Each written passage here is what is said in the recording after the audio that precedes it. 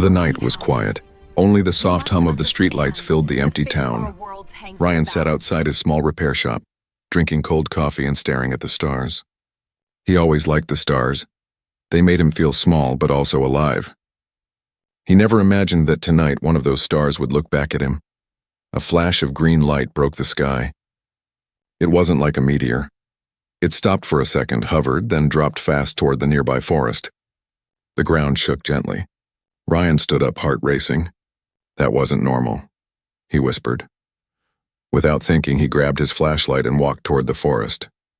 The air smelled like burning metal and rain. The trees were glowing faintly green. Something had crashed here. When Ryan reached the clearing, he froze. There was a small silver pod half buried in the dirt. Steam hissed from its cracks. Strange blue letters blinked on its side, moving like living symbols. He had never seen anything like it. Then the pod door opened. A girl stepped out, or at least she looked like a girl. She had pale blue skin that shimmered under the moonlight, long silver hair and eyes like glowing water. She looked around, confused and scared. When she saw Ryan, she gasped and stumbled back. Ryan raised his hands. Hey, it's okay. I'm not going to hurt you. She tilted her head, studying him. Her voice was soft and musical. Human? He blinked. Yeah, I'm human. Who are you? She didn't answer. Instead, she looked down at the broken crate she was carrying. Inside it were round, smooth objects, amber like large fruits. She picked one up, stared at it for a second, and then suddenly hugged it close to her chest. Then she smiled, the first real smile he saw, and said, I know humans love melons. Ryan blinked in shock. What? She proudly held up the fruit, waiting for his reaction. Ryan rubbed the back of his neck. Yeah, I guess some people do. The alien girl nodded, pleased.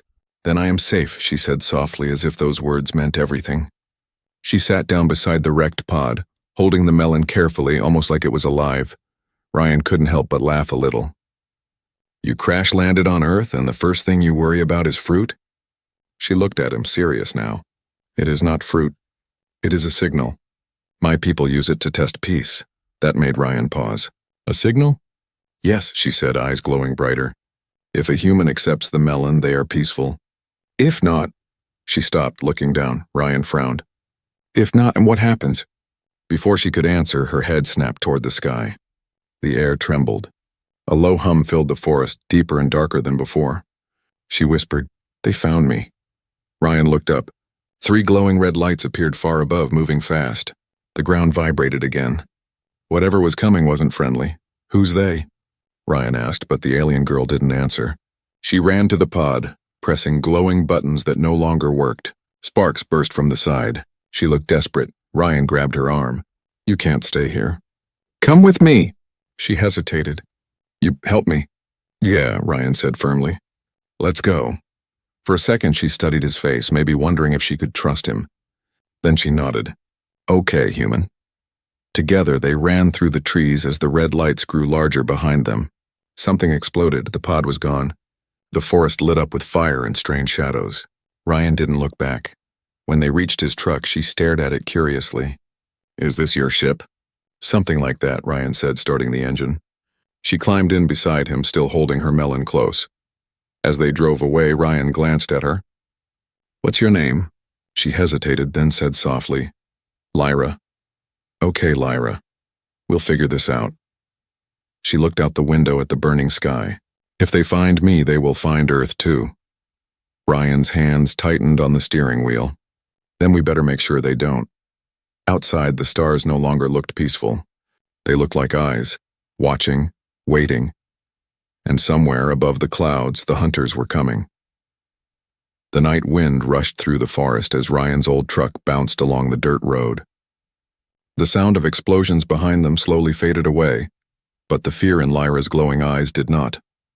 She clutched the melon tightly against her chest as if it was her only hope. Ryan glanced at her. You okay? She didn't answer. Her gaze was fixed on the melon. It's hurt, she whispered. Ryan frowned. It's a fruit. How can it be hurt? Lyra shook her head. Not fruit. It's alive. It holds a message. Her words trembled like she was still learning human speech. If the message breaks, my world dies. Ryan gripped the wheel tighter. He didn't know if she was crazy or telling the truth. But one look at her, the glowing veins under her blue skin, the fear in her voice, told him this was no joke. They reached his workshop, a small metal building on the edge of town. He parked behind it, hiding the truck under the shadows. "We'll be safe here," he said. Lyra stepped out carefully, looking around like she had landed on a new planet again. "This is your dwelling?" she asked. "Something like that," Ryan said. "Come on inside before someone sees you." Inside, the workshop smelled of oil and steel. Tools hung on the walls and a small heater hummed in the corner. Lyra placed the melon gently on a table, then pressed her glowing hand over it. The melon's surface shimmered and faint blue lines appeared, like circuits under the skin. Ryan leaned closer, amazed. "What's inside that thing?" Lyra looked at him seriously. "A memory core. It has proof of what my people did, and what they plan to do." Ryan crossed his arms. "And what is that?" She hesitated. "We came to study humans. But some of us wanted to rule instead.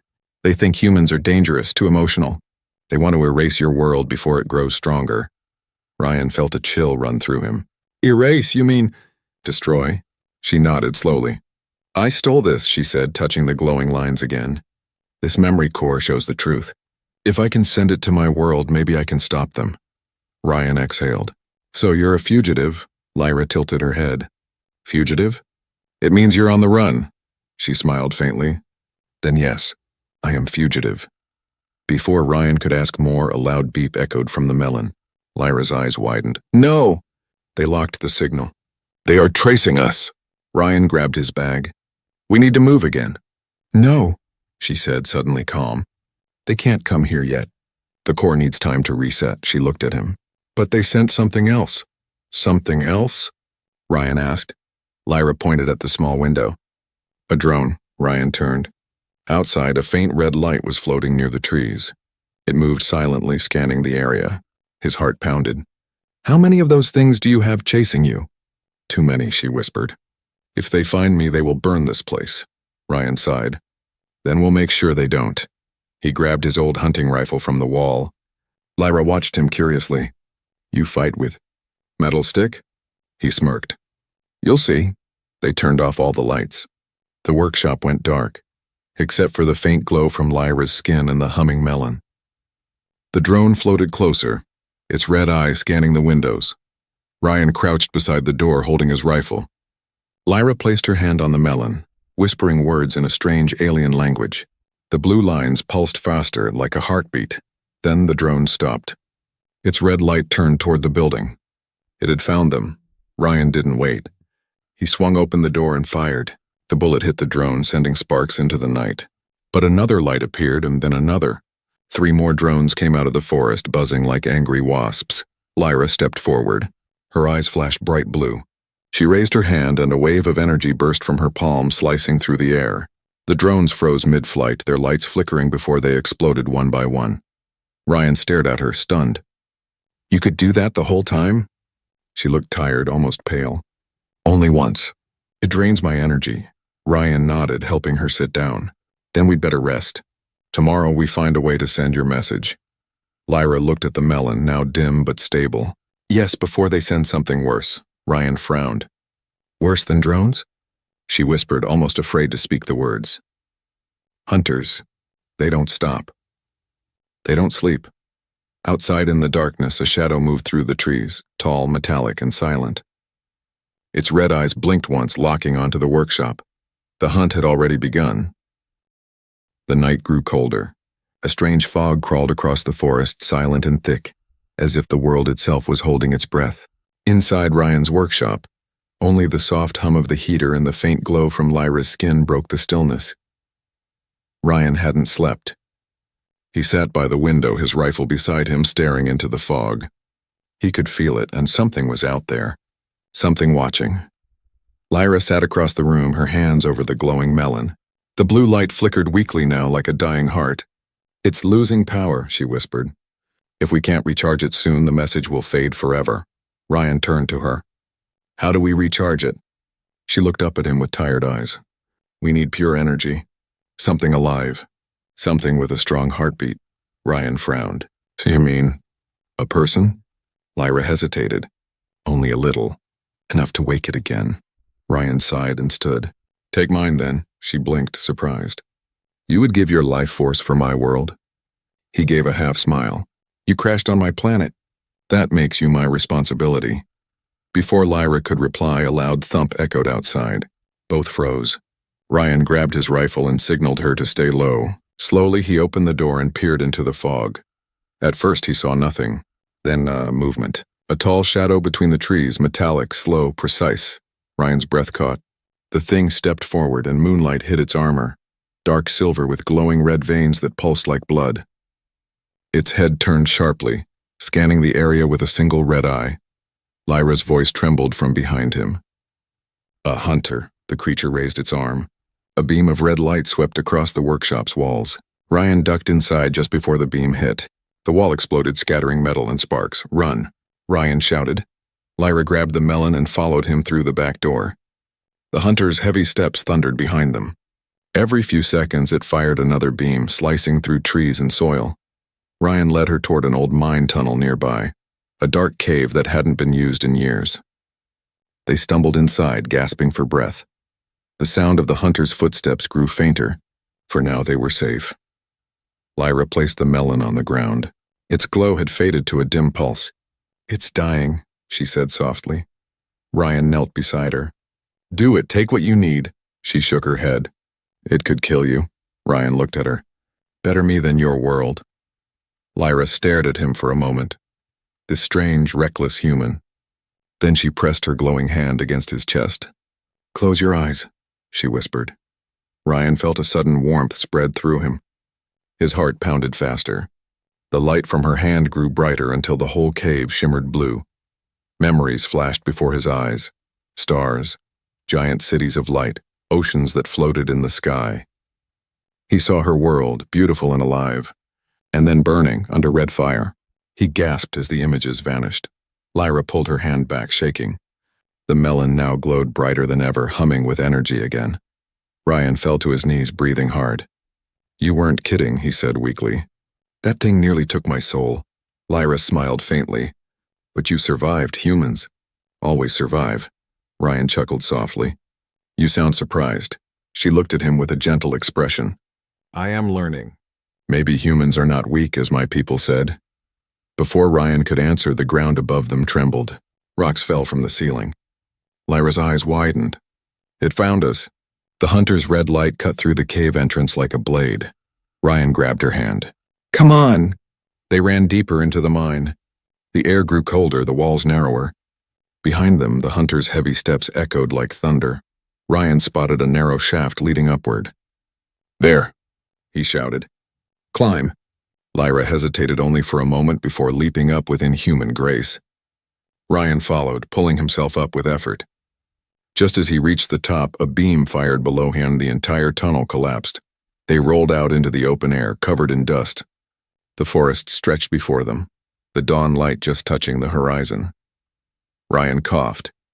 We need to move before that thing digs through.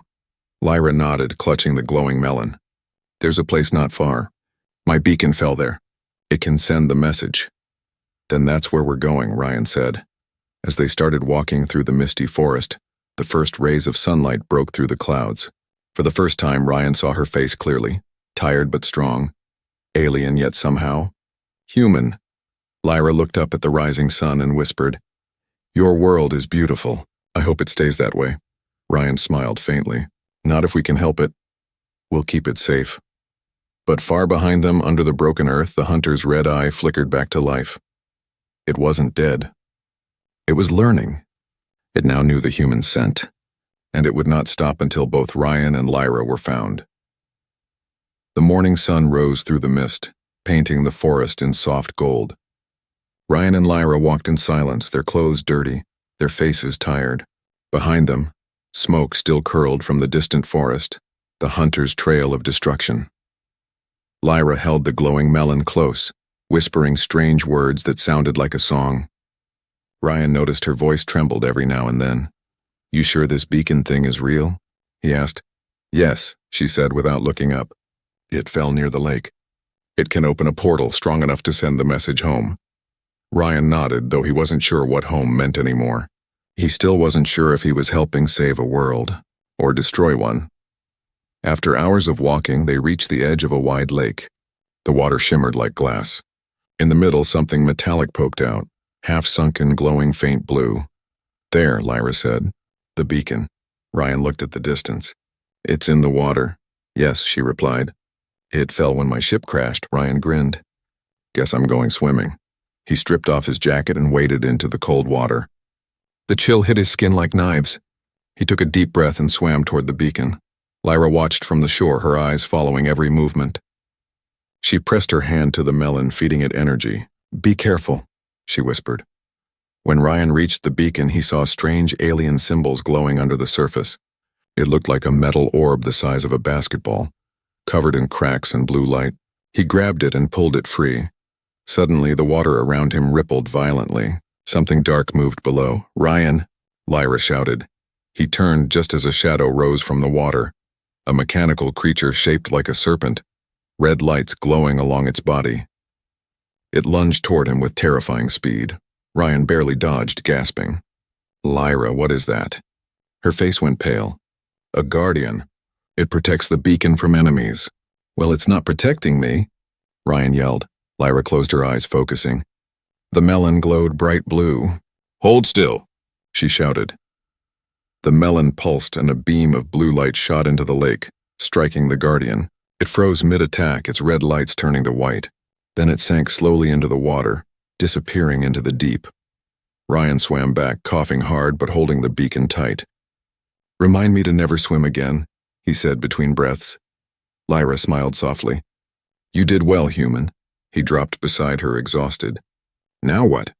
She placed the melon beside the beacon. The two objects began to hum together, like they recognized each other. Blue light swirled around them, forming strange patterns in the air. Ryan stared. What's happening? Lyra whispered. It's reading your world's frequency. The light shifted, forming images. Earth from above, glowing cities, oceans, and billions of human lives. Then came other images. Alien ships, war, and destruction. Ryan's heart pounded. What is this showing me? Lyra's voice broke. The truth. My people once came here, long ago. They created your kind, Ryan froze. What did you just say? She nodded sadly. Humans were made by us, a forgotten experiment. You were meant to serve, but you evolved. You became free. My people feared that. Ryan stood, anger and confusion in his voice.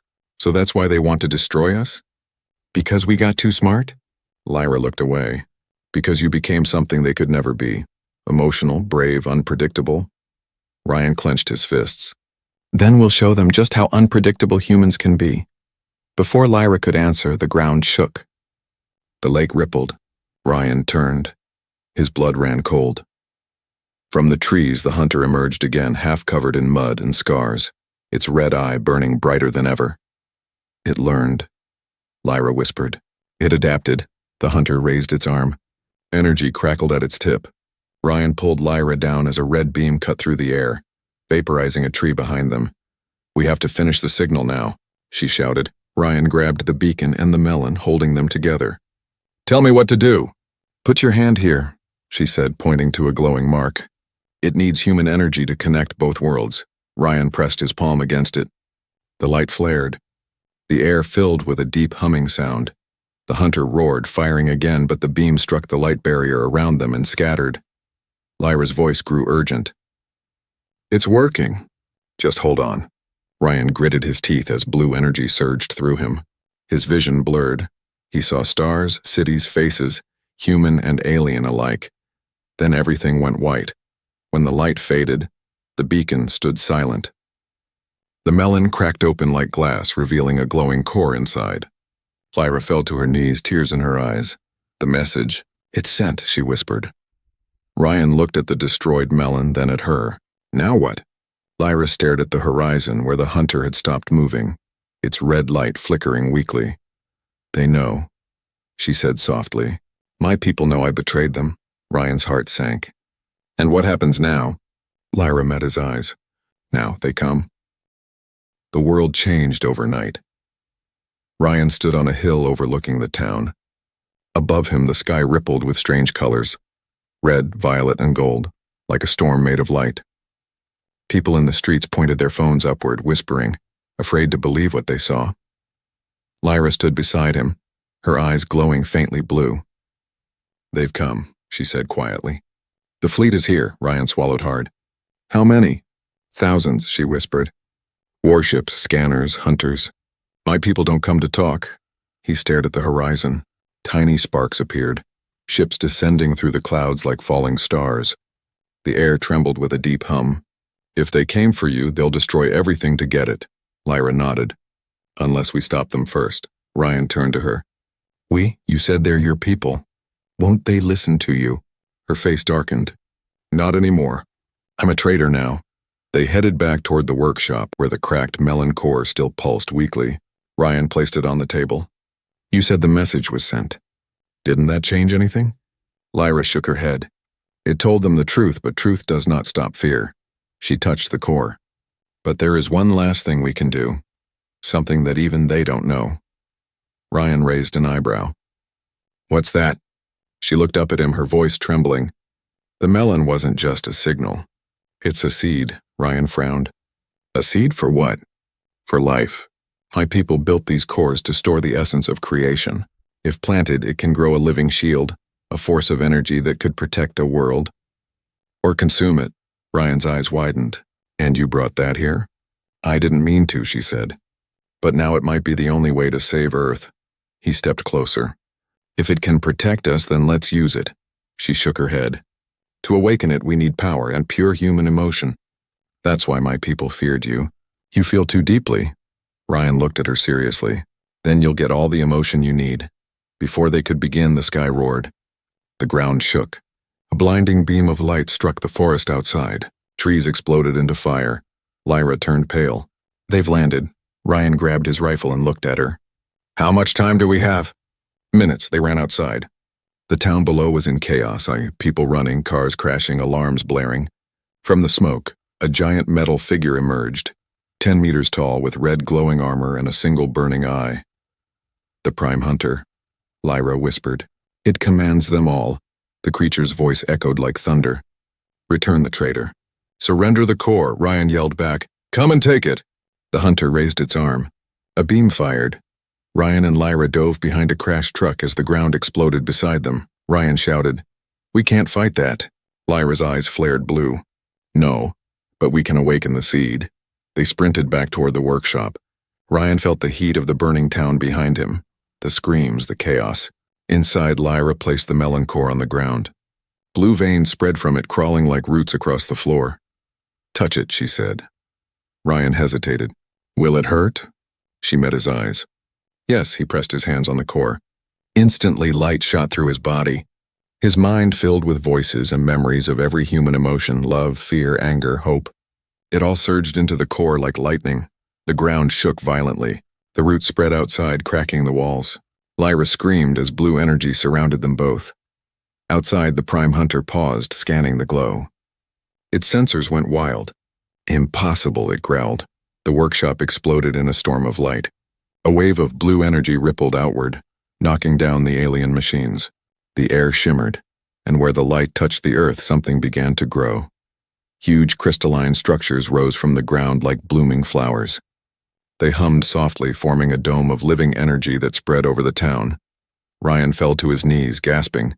What happened?" Lyra looked around, eyes wide with wonder. "It worked. The seed is alive." Outside the dome, the hunter fired again, but the beam bounced harmlessly off the glowing barrier. Ryan smiled weakly. "Guess your people underestimated us." Lyra touched the core, which now pulsed steadily like a heart. "It's not over. The seed is alive, but it's learning. It will choose its master soon." Ryan frowned. "Choose?" Lyra nodded slowly. "If it chooses wrong, it could turn against everything, human and alien alike." Ryan stared at the glowing barrier outside. "So we either saved the world, or created something worse." Lyra met his eyes. "We'll find out soon." Above them, the alien ships surrounded the planet. Their red lights flickered against the blue dome, two colors locked in silent war. And deep beneath the earth, something stirred. something ancient and watching. The seed had awakened, and it was listening. The world was quiet again. The fires had burned out. The alien ships hovered above the clouds, and the blue dome covered the town like a sleeping giant. Ryan woke up on the floor of his ruined workshop. The air buzzed with low humming, not mechanical but alive, like 1,000 heartbeats under the ground. Lyra sat beside him, her face pale and eyes glowing faintly. The cracked melon core lay between them, pulsing with soft blue light. He pushed himself up. "We're still here." "Yes," she whispered, "because the seed chose to keep you alive." "For now," Ryan frowned. "What does that mean?" Before she could answer, the air shimmered. The light from the core grew brighter and brighter until the whole room filled with it. The hum turned into a voice. Not male, not female, but something deep and calm that vibrated in their bones. Human. Creator. Child. Ryan froze. "Did it just talk?" Lyra nodded slowly. "The seed has awakened. It remembers its makers and its creation." The voice continued, echoing through every wall. "This world was born from us. You were made to dream, to grow, to defy. You were not meant to fight us." Ryan clenched his fists. "Then why are your ships here?" "Why are they trying to kill us?" "Fear," the voice said. "They fear what they cannot control, but you are proof that creation can evolve." Lyra looked down. "Seed, will you protect this planet?" The light flickered. "Protection comes with balance. To guard life, I must bind it. One mind must guide the seed." "Only one," Ryan frowned. "What do you mean, one mind?" Lyra's voice trembled. "It needs a host, someone to connect with it. Someone who becomes part of it." Ryan took a step back. "You mean it'll take over?" She shook her head. "It merges. It becomes one with the chosen soul. The seed and the host share life. But it's permanent." The voice spoke again, softer now. "The human who gave me his energy. His heart burns brightest. I choose—" "Wait," Lyra interrupted quickly. "No, you can't choose him. He'll die." Ryan looked at her. "It's okay. No, it's not." She shouted, tears forming. "You don't understand. Once it merges, your body disappears. You'll become energy, trapped in the seed forever." Ryan stared at the glowing light, his jaw tight. "If that's what it takes to keep Earth safe, then so be it." Lyra shook her head fiercely. "No, I won't let you." She stepped forward, placing her hands on the core. Her blue veins flared like lightning. "Choose me instead." The voice hesitated. "You are marked by the makers. Your essence is forbidden to merge." Lyra gasped, falling to her knees. "Please." Ryan moved to her side. "Lyra, stop. You've done enough." She looked up at him, eyes full of tears. "You humans, you keep giving even when you have nothing left. Maybe that's what makes you dangerous." Ryan smiled faintly. "Or maybe it's what makes us worth saving." The ground shook suddenly. The blue dome flickered. Outside, the alien fleet had begun to fire again, massive beams of red light hammering against the barrier. Lyra looked to the sky. "They're breaking through." The seed's voice rumbled. "Decision must be made. One mind must merge. Choose or all will perish." Ryan looked at Lyra. "You said your world made mine. Maybe it's time ours saves yours." He reached toward the seed. Lyra grabbed his arm, but his hand was already glowing. "Ryan, no!" The light swallowed him whole. The room exploded in blinding blue. Lyra screamed his name, but her voice vanished in the roar. When the light faded, Ryan was gone. The seed floated above the ground, glowing brighter than ever. The voice spoke again, calmer, warmer now. "Integration complete. Human essence aligned." Outside, the dome surged with power. The alien beams shattered like glass against the new energy. Blue lightning struck upward, slicing through the clouds and tearing through the enemy ships. Lyra stumbled outside, eyes wide. Above her, the sky was alive, waves of blue light spreading across the horizon, destroying the invasion fleet one ship at a time. And in the thunder of light, she heard a whisper inside her mind. "Lyra, it's me," her breath caught. "Ryan?" "I'm still here," his voice said gently. "The seed, it listens to me now. We're connected. And it's beautiful." Lyra fell to her knees, crying softly. "You did it. You saved them." Ryan's voice was calm, distant, almost like wind. "Not yet. There are still more coming. But don't worry. I won't let them hurt your world and we're mine." The light above grew brighter. spreading across the sky like dawn. Lyra looked up, whispering, "Then we fight together." And for the first time in history, an alien heart and a human soul beat as one, guarding a planet born from both. But far beyond the stars, something ancient stirred, the true creators. Awakening after centuries of silence, they had felt the merge, and they were not pleased. The world was no longer the same. Where cities once stood, now towers of blue crystal rose like guardians. The sky burned with living light, half human, half alien. And at the center of it all, within the heart of the glowing seed, Ryan lived. Lyra stood on the edge of the destroyed forest, her silver hair fluttering in the wind. Above her, hundreds of alien warships floated in formation, their red lights dimmed. They were not attacking. They were waiting. The voice of Ryan echoed across the sky, calm and steady. They stopped. The seed controls their systems now, but something else is coming. Lyra looked up, her heart pounding. The Makers? Yes, Ryan's voice replied. They've awakened. They've seen what we did, human and alien becoming one. They won't allow it, the air shimmered. The clouds twisted into a spiral of gold and black. A tear opened in the sky, vast and bright. From it emerged shapes beyond imagination. They weren't ships or creatures. They were concepts made real, pure thought, pure will. The Makers had arrived. Their voices boomed in every mind on Earth. You have broken the order. Creation must obey its creators. You will be undone. Lyra fell to her knees, clutching her head. The pressure was unbearable. Even the air seemed to scream. "Ryan," she cried. "They're killing us." The blue light around the planet flared. "Not while I'm here," Ryan said. His voice echoed through the clouds like thunder. "You made us to serve. But we learned to feel, to dream, to fight for each other. You can't erase that." The sky exploded into light. The seed, now as large as a mountain, rose from the ground like a second sun. Ryan's presence spread across every inch of it. His consciousness fused with the planet's energy.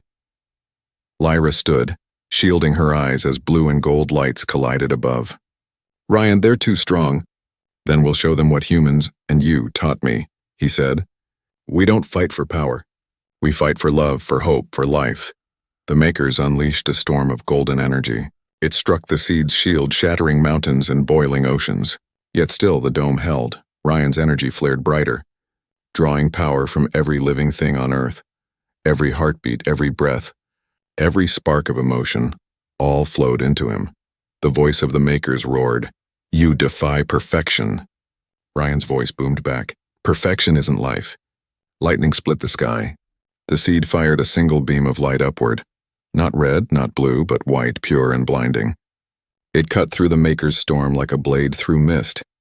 The golden forms trembled, flickering like dying stars. Lyra watched, tears streaming down her cheeks. "Ryan, stop! You'll burn yourself out!" "If I burn," his voice whispered softly in her mind, "then at least the universe will see our light." The light from the seed grew unbearable. The entire sky turned white. There was no sound, no pain, just stillness. Then silence. When Lyra opened her eyes again, the sky was clear. The alien ships were gone. The crystals around the town had turned to gentle stone. The seed floated quietly, now the size of a small orb again, pulsing faintly. Lyra approached it slowly, her heart heavy. "Ryan." For a moment there was no answer. Then a faint whisper filled the air. "I'm here." Her eyes filled with tears. "You did it. You won." "No," he said softly. "We all did. The Makers are gone." Or maybe they finally understood. Lyra knelt beside the glowing orb. "What will happen now?" "The seed will rest," he said. "It's part of Earth now, alive, peaceful. Maybe one day humans and my people will grow together instead of apart." She smiled through her tears. "And you?" A long pause. Then gently, "I'll stay here, watching, protecting. The seed needs a soul, and I'm already part of it." Lyra touched the orb. "Then I'll stay too." The orb glowed brighter. "No, you have to go back. Teach them what you saw. Tell them, we're not enemies. We're family." Lyra nodded slowly. "I will." The orb dimmed, its light fading into the earth. The air became calm again, full of quiet peace. Lyra looked up at the blue sky, the same sky humans had watched for centuries, Now carrying a secret heartbeat deep within it, she whispered, "Goodbye, Ryan." And in the wind, faint but clear, she heard him reply, "Goodbye, Lyra. Keep dreaming." The dawn broke over the horizon, the first morning of a new world. No longer human, no longer alien, something greater, born from both. The story of the alien girl and the human heart would become legend, a reminder that sometimes the most powerful thing in the universe isn't technology. It's the courage to love what you don't understand.